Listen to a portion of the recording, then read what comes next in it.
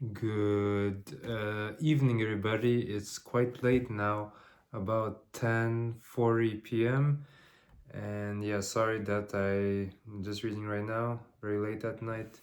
It's because it was such a beautiful day today. So at work, when I finished work, I came back home and the weather was plus 21 or 22 degrees. So I just had to go eat supper, and then right away we went for a bike ride, and I was in the garden doing some work there. And yeah, so because these very warm and sunny days, they're very well, they're not every day here in Canada, so we gotta make the most of it while they're here. So yeah, and today we're going to be continuing with the reading of the scriptures from the new book, actually. So we finished the book of Genesis, and now we're going to move on to the book of Exodus. So let's open up our Bibles from the New Living Translation Bible. Exodus chapter 1. The Israelites in Egypt. These are the names of the sons of Israel, that is Jacob, who moved to Egypt with their father, each with his family: Reuben, Simeon, Levi, Judah, Issachar, Zebulun, Benjamin, Dan, Naphtali, Gad, and Asher.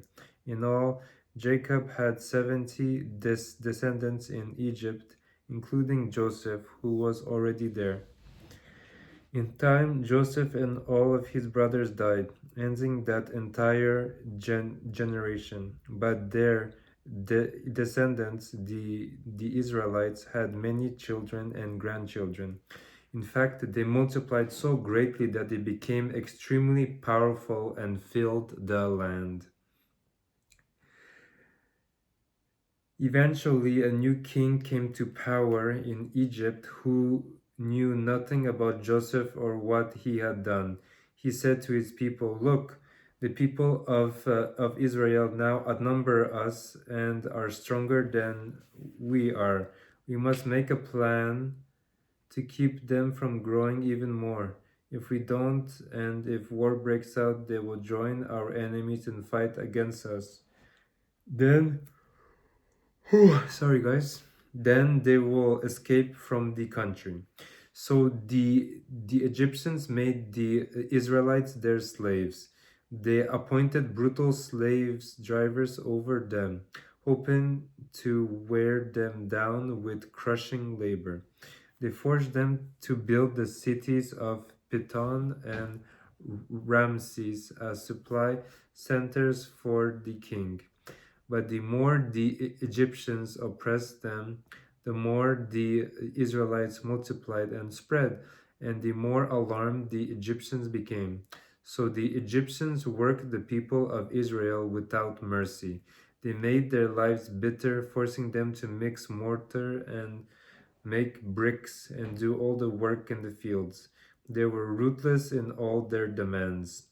Then Pharaoh, the king of Egypt, gave this order to the Hebrew midwives: Shiphrah and Puah, when you help the Hebrews women as they give birth, watch as they deliver.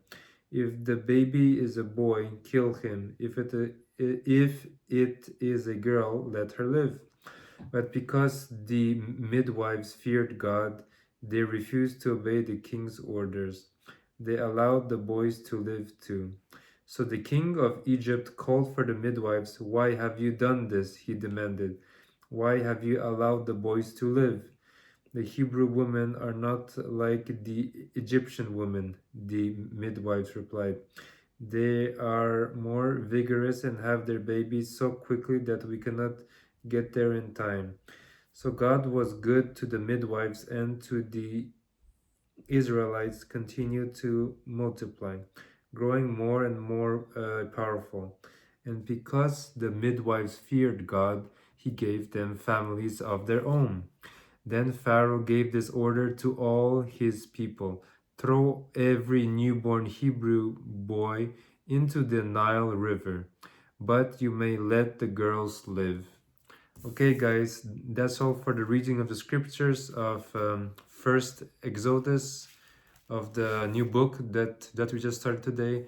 And yeah, hope you guys have a good rest of your night and see you guys tomorrow. See you.